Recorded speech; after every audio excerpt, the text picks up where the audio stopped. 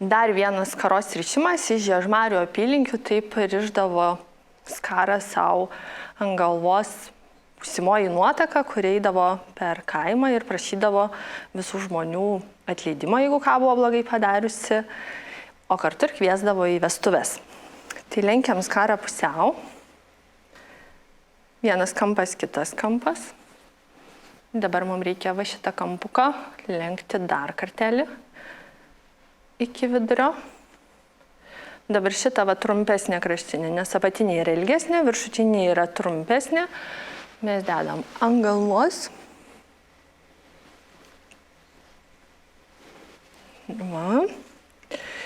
Ir dabar mums reikia suėmus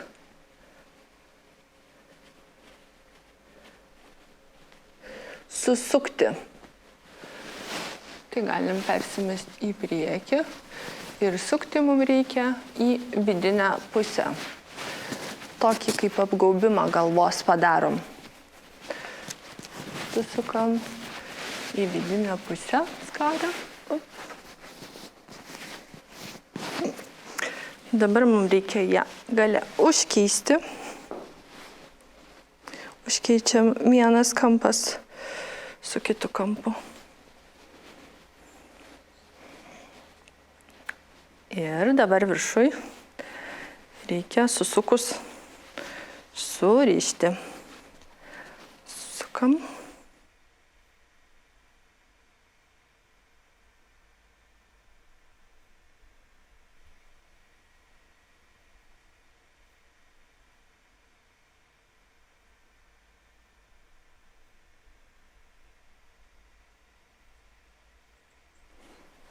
Arba galima nerišti, galima tiesiog užkišti vieną kartą,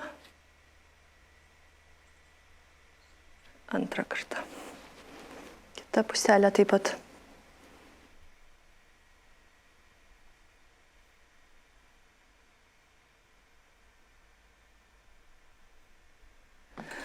Susitvarkom galą.